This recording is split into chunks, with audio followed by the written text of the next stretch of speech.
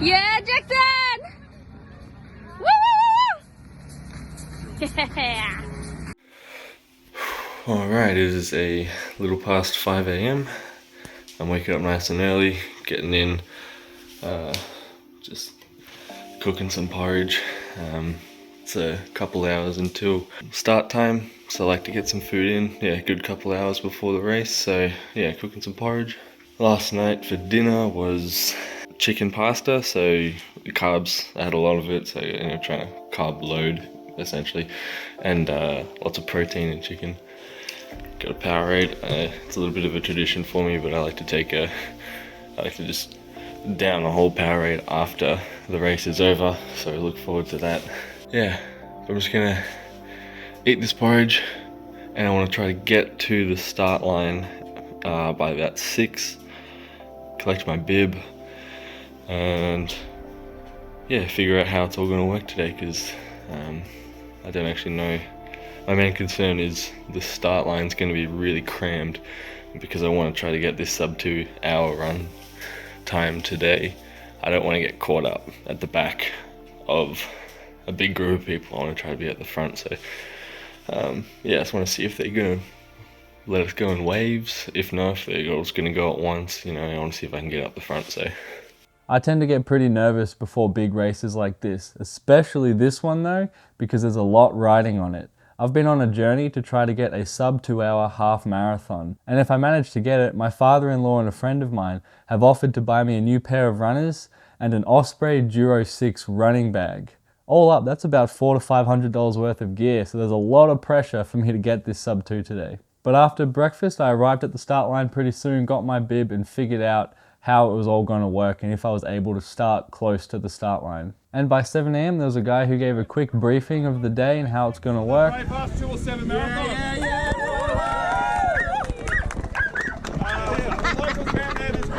And I quickly found out that the issue of being caught up the back was non-existent, because after the briefing a guy came up and went 3, 2, 1, go, and the race was on, and I was already standing right up at the start line.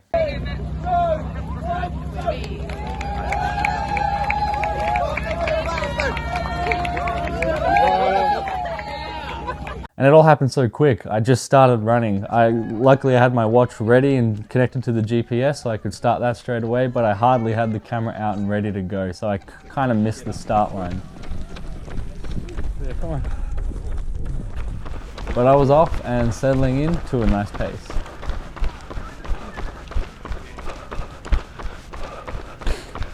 Here we go. Just gonna try to settle in to a good pace now.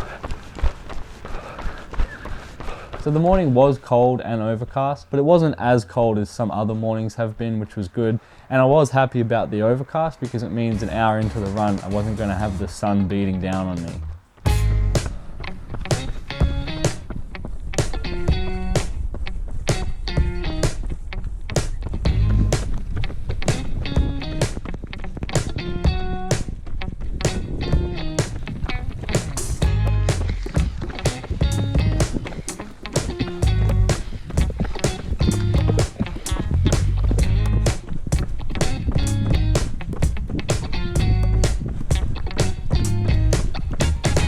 So for the first 8 kilometers, I was sitting around the 5:15 per kilometer pace, which for me, I think felt kind of fast.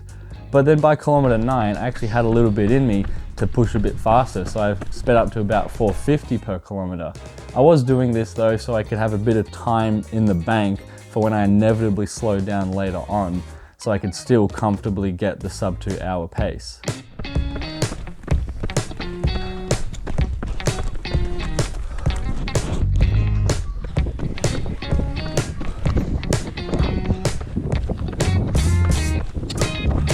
And a few kilometers later, I was still sticking to that 4:50 and I was actually feeling quite good. So I just kept that pace going. And it was fun because I was running with a few people that I knew. And because this course was a 7K out and back, which means I ran that 3 times, I would constantly be passing the people that I knew and yelling motivation at them and high-fiving them on the way past, which was a lot of fun. Plus my wife and my sister were there too, filming me on the sidelines each time I passed, which was also really encouraging, gave me a boost each time I passed them too.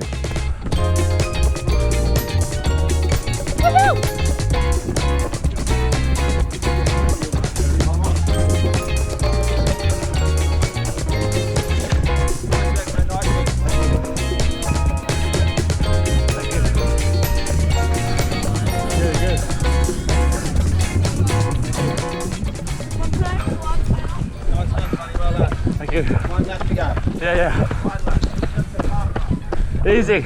And so coming to the last lap, the last 7K out and back, I was still holding those 450 paces and I was still feeling really good. And so I actually sped up for the last little bit. And the only time that I really felt exhausted was about the last 500 meters, where I sped up to low 4-minute paces to get that sprint finish at the end.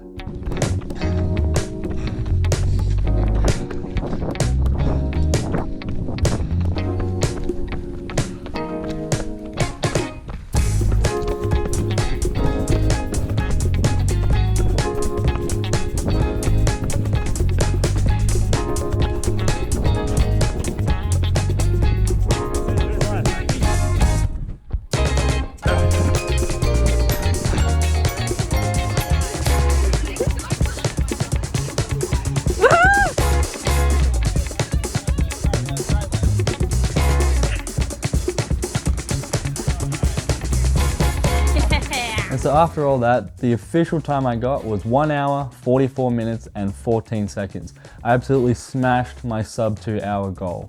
That was a time that I didn't think I was actually able to accomplish.